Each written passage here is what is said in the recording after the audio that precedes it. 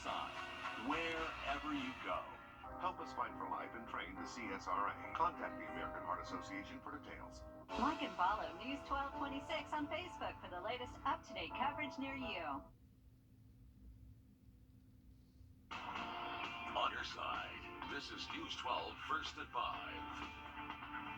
Friends and family in Aiken County coming together to honor the life of an elementary school student. We'll take you live from the school where they are celebrating his life. Plus, the Georgia community picking up the pieces after 2 tornadoes shred through southwestern Georgia, leaving a mess of destruction in its path. We'll hear from them about how they are moving forward.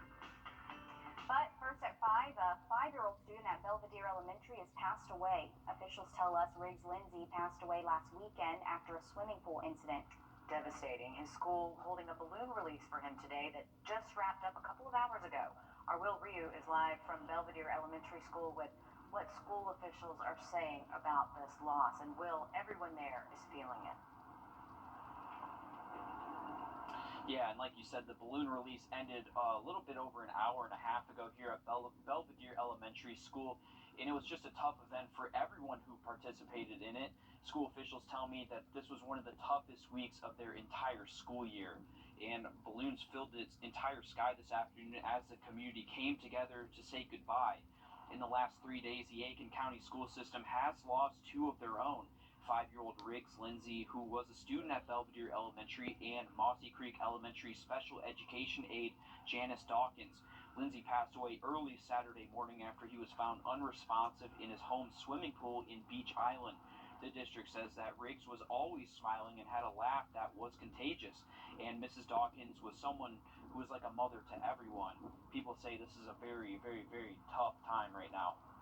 I can say this is the hardest thing I've dealt with in my career, to talk to his parents as a mother myself. I can't begin to imagine what it would be like to lose a child, and then to make the phone calls to the other parents in the class, and just the insurmountable amount of grief that our whole school family is feeling. And the week leading up to this, where we were praying each afternoon, to then come into school today and it be something else is very difficult.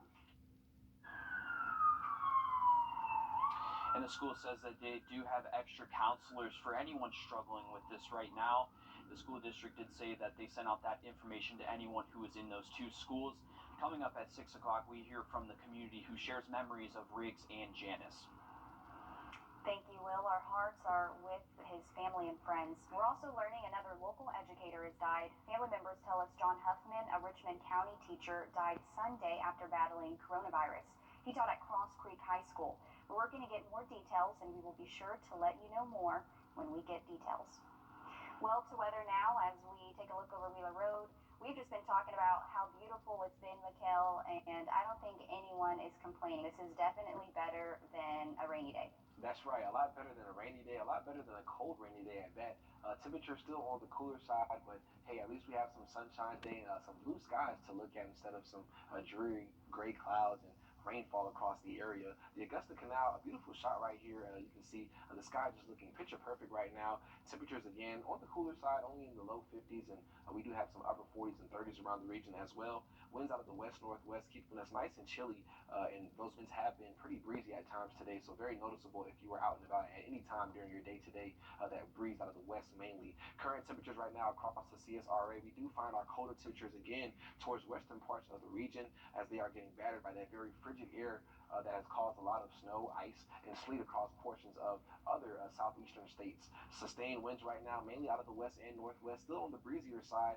As we head towards dinner time and after dinner time, we'll finally see these winds start to die down, but these winds are currently making it feel a lot colder in plenty areas around the CSRA than what it actually is.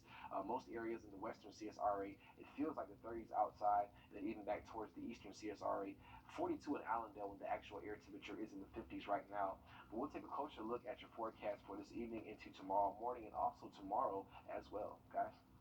All right. Thanks for that, Mikkel. We are learning a man is now dead after trying to break in to a Beach Island home yesterday.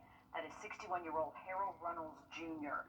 Aiken County deputies say Runnels knocked on the door of this home on Dick Street just after noon. When the elderly couple who lives there opened the door, Runnels charged his way in with a knife. The 82-year-old and his 79-year-old wife fought back. The incident report saying the Reynolds used a handle of a gun to hit the suspect over and over. Both Reynolds and the victims were taken to the hospital. Reynolds died from his injuries late last night. The incident is still under investigation. A Screven County inmate is still on the loose, and the sheriff's office says the escape was not planned in advance. Frederick Jones escaped Saturday night from the jail where he was being held on an armed robbery charge. Officials say an investigation is underway and disciplinary measures are being considered for the employees involved. Anyone with information is urged to call the number on your screen. A $1,000 reward is being offered for information leading to his arrest. Georgia Governor Brian Kemp announcing legislation today that aims to overhaul the Georgia Citizen Arrest Statute. It helps create specific instances in which a person can detain someone, an issue that's long been discussed since the death of Ahmaud Arbery. Once passed, this act will become effective immediately upon the governor's signature. The killing of Ahmaud and others last year rightfully led calls for change and meaningful action. Leaders under this gold dome listened, and in June, Georgia made history by passing anti-hate crimes legislation on a bipartisan basis, sending a clear message that our state is too great to hate. The governor also touring a mass vaccination site this afternoon in Fulton County. He visited the Georgia International Convention Center in College Park. The state has worked in recent weeks to ramp up vaccine efforts, including through centralizing some aspects of distribution, such as with an anticipated state vaccine appointment scheduling system. If you need to get a vaccine, good news, appointments are still available. As of this morning, Augusta University Health has around 1,000 vaccination appointments available for tomorrow. These are at its newly opened vaccination hub in Augusta, where the old Steinmart used to be off Washington Road. AU Health says the appointments are open to Georgia residents, not just those in Richmond County. You do have to be in Phase 1A to get the vaccine in Georgia. You can head over to our website, wrdw.com, for information on how to sign up.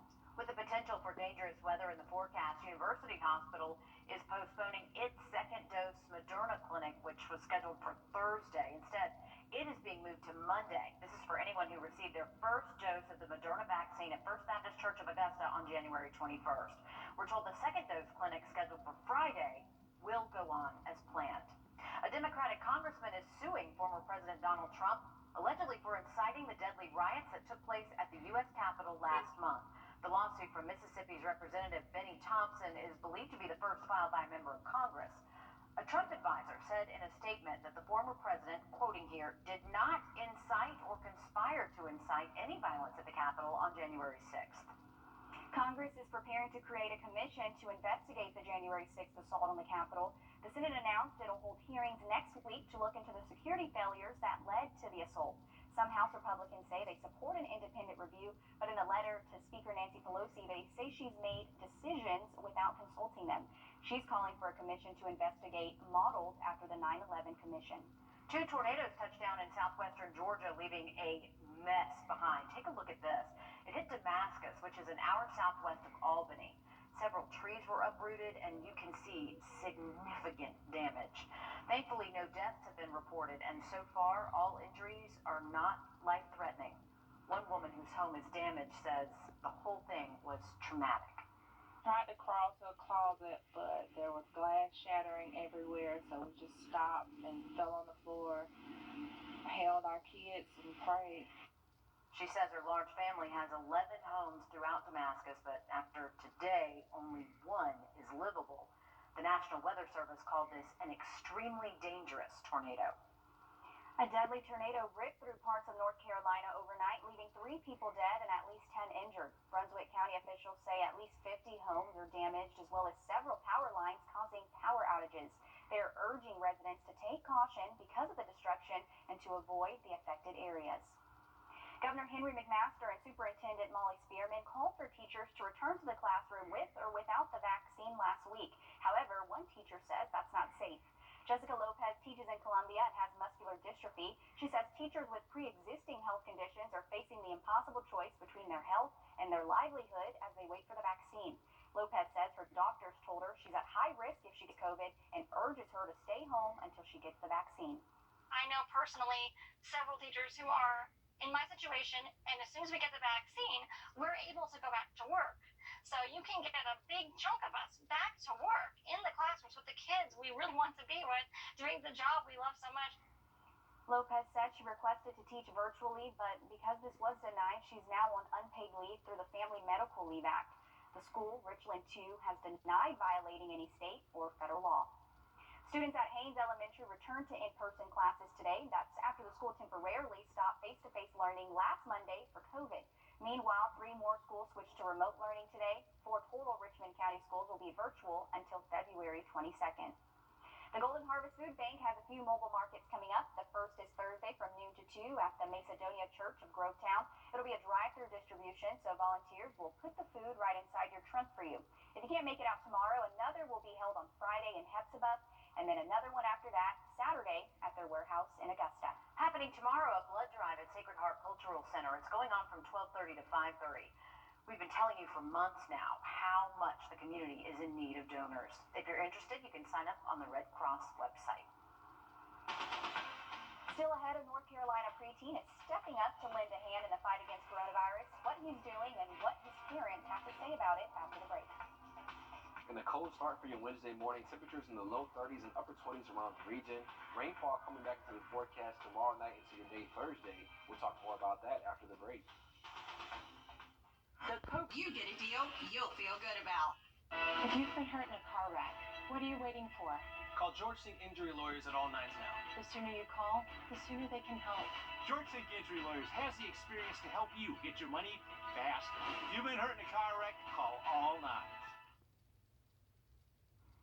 A live look over Pittsburgh. As you can see, it's starting yet again to snow there. We've seen it off and on all evening. When we first checked this bird's eye view, you could barely see the city in the background, and it looks as though visibility is worsening by the minute here. The Red Cross is urging everyone to stay safe in this potentially life-threatening winter weather.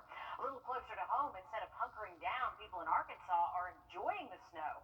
Down in the south, as we well know, it is not every day you get 2 inches of snow, let alone 5. Meanwhile, people in Alabama are trying to continue with their daily lives with snow covering their roads and their sidewalks.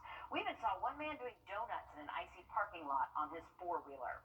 In Nashville, the weather is so bad, flights were canceled because of the frozen runways. My sister is stuck there tonight. Around 5,000 flights have been canceled. So this winter weather, Mikhail, it is wreaking havoc not just on people who are typically used to snow. We're talking people who haven't seen snow in years are enjoying it. That's right. 5 inches and you're not used to seeing any snow. I think I would get out there on a sled or try to make a snowman, something just to enjoy that weather that they're not used to. Unfortunate for some people who are struggling with power outages during this very cold weather that they are experiencing. So our thoughts and prayers definitely with anybody in those situations. But here, back at home, we have a total 360 in our forecast. As far as what we saw yesterday to today, bluebird skies now looking out from Grovetown and I-20. Not a single cloud in the sky after we had those thick gray clouds just lingering around all through the weekend, right on through Valentine's Day and into yesterday and last night. So right now, temperatures still on the cooler side and a breezy as well, but we'll definitely take the blue skies even with those cooler temperatures outside right now around the region. Weather headlines for today is going to be more sunshine for your day tomorrow, so good news there. Unfortunately, we do have rain returning back into the forecast by Wednesday night into your Thursday, but after that, we do have a clearing pattern once again through your day Friday, right on through the weekend, so something to look forward to at least for this weekend. Doppler Max radar around the CSRA showing this one batch of light shower activity moving to the south of the region. Not expected to really impact any of our southern counties, and definitely not us here in the Augusta metro. Your hour-by-hour forecast for today just showing that we are expecting these temperatures to drop down towards the freezing mark and into the upper 20s tomorrow morning thanks to clear skies and also calmer winds with the potential for some high-level clouds to move through early tomorrow morning. But as we head towards midday, you can see that we are staying mostly clear for tomorrow. A good chance for some sunshine as well. Temperatures in the 50s throughout your day tomorrow. And then we'll see cloud cover building in from the east and also the west as we go through your night into your Thursday morning. The chance for some scattered shower activity as well. And waking up to a pretty soggy morning on Thursday. Maybe even a few rumbles of thunder, but definitely some moderate to heavy rainfall likely for your Thursday morning. Taking you to about midday on Thursday, you can see those temperatures struggling to make it out of the upper 30s and 40s, but we are expecting a pretty widespread of temperatures for your day Thursday, with our colder temperatures being found in the northern CSRA and warmer temperatures down towards the southern CSRA, maybe even in the 60s for some of our southern counties. Taking you towards about 4 p.m., you can still see the chance for some scattered shower activity all throughout your day Thursday, and maybe even another batch of storms moving in, or showers, I should say, coming in Thursday night into your Friday morning, and looking pretty soggy as you wake up on Friday, but we are expecting things to dry out for the latter half of your day on Friday and staying dry for the weekend as well. Temperatures in the 50s by Saturday, back to the 60s for your day Sunday, a slight chance for rain Monday, but looking dry once again by next Tuesday, high temperatures in the mid-60s. All right, thanks for that, Mikhail. A pediatrician's son in North Carolina is making headlines for his bravery. Although being only 12 years old, the preteen volunteered for the Duke University COVID-19 vaccine trial for children. That's right. Kristen Gutierrez talks with the teen's dad about his son's involvement in the life-changing trial. These trials are critical. For pediatrician Dr. Richard Chung, the health and well-being of children is of the utmost importance, especially when it comes to his two sons.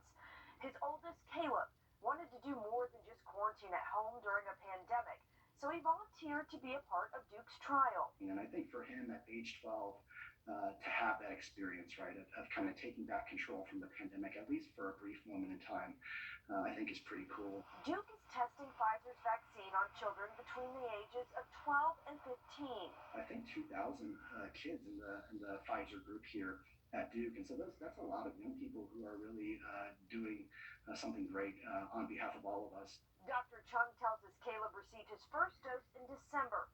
His second dose was in January. Caleb says he was tired and had some headaches shortly after, but is doing great.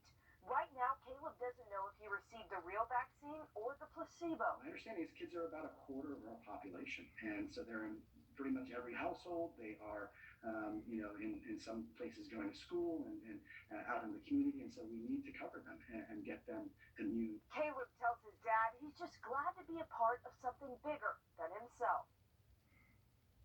Anytime a kid says, all right, I'll take a shot, I think is pretty impressive. I know, and you can see the photo of him getting it, and he's just smiling. You can just see it in his eyes because of wearing masks now. It's hard to smile, but way to go for him, and he is just making a difference at such a young age.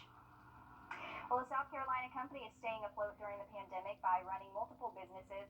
Laura Impkin and her 13-year-old daughter created their yard sign business last year. She says starting the company was not only a way to stay afloat, but also a source of happiness for families during these uncertain times. They also own a pet sitting company.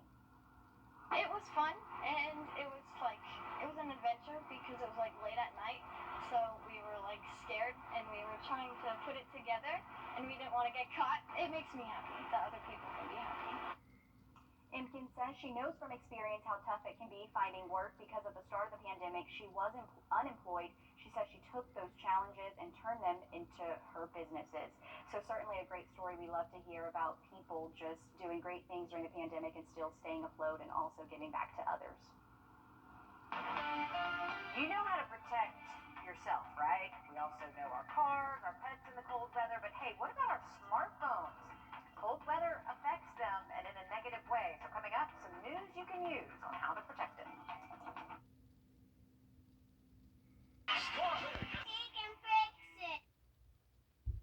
We all know that frigid temperatures can cause your water pipes to freeze, can keep your car from starting, and can cause some pretty serious health problems for your pets. But you may not think about what cold temperatures can do to your electronic devices, specifically your smartphone. Jimmy Tucker says winter weather can kill a smartphone in a matter of hours, but there's a way you can protect it. The biggest way the cold weather is going to affect the phone is your battery life. Apple and Samsung both say smartphones do better between 32 degrees and 95 degrees. Outside of those temperatures, well, it's going to affect the phone. It'll be fine for a walk to the car or the house, but if you're out for very long, turn on low power mode. Your phone won't get immediate updates, and it may slow things down just a bit, but you probably won't notice. Make sure you have a good waterproof case to protect the phone in case of drops into snow or ice. Rather than fumbling with your phone, stick it in your pocket somewhere to keep it warm and invest in a pair of wraparound headphones. I suggest these from Anchor. There's a sound cord, and they have earbuds on the string, so if you get a call, you just put that earbud right in your ear, and don't forget, Hey Google and Siri will both read and send text messages hands-free. Even if the phone doesn't get soaked, the cold weather can build condensation inside the phone. If it's been out for very long, once you bring the phone back in the house, it's a good idea just to turn it off until the phone reaches room temperature. That'll keep those components from trying to fire up with moisture inside. And below freezing temperatures affect the glass on smartphones and watches. Extended time in the cold will make them more fragile. If your screen or back is already cracked, moisture is going to get inside and damage the components, potentially ruining it. Our smartphones and smartwatches cost maybe over $1,000, so it is worth the investment. Take a few minutes to protect those devices in the cold. That's What the Tech. I'm Jamie Tucker. The last thing we want to do is make them more fragile, right? Now, if you have a smartwatch, it's probably best to avoid exposing it to frigid temperatures as well. They are also susceptible to shatters and cracks. That's right, some good things to think about, especially your watch. You may not think about it as you're outside, but certainly something we probably don't have to worry about too much here in the South. However, the heat can play a problem too, I imagine, with our batteries. Oh yes, I've definitely had that warning before. Me too. Mikhail? Well, we do have some cold temperatures in the forecast for tonight, so you may want to protect your electronics. Temperatures diving down towards the upper 20s in some locations. Rain returning tomorrow night into your day Thursday. We'll talk more about that after the break. When you're hurt, At your Lexus dealer. Hi, I'm Fatima, a lawyer with the Eichholz Law Firm. How can I help you today? Hi, we're still having some issues with medical bills from a car accident a couple weeks ago. Let me get a little more information from you. Where did the accident happen? Well, it was, Together as a community, we will get through this and come out stronger and more vibrant on the other end. Here at the Eichholz Law Firm, we continue to work for you. No matter your circumstances, a call or video conference is all it takes to have the best team on your side. Your package delivery forecast for tomorrow, not looking bad at all. Going to keep things pretty dry throughout your day on Wednesday, some AM sun and then PM clouds, as we do expect more rainfall rolling into your Wednesday night into your Thursday. A car wash forecast not looking too good for your Thursday, as we do have those high rain chances in the forecast. Looking at the next 3 days, we keep those rain chances into your Friday morning. We're drying out for the latter half of your Friday. Temperatures in the 50s, the mid-50s by Friday. Drying out for this weekend as well, so not looking too bad for your Saturday and Sunday. Temperatures back towards the 60s by Sunday. And then Monday and Tuesday, we keep those 60s around as well. Hey, we'll take it as long as it doesn't rain anymore. We're over it. The news continues first at 5. We're back in 3 minutes. When we say we're on your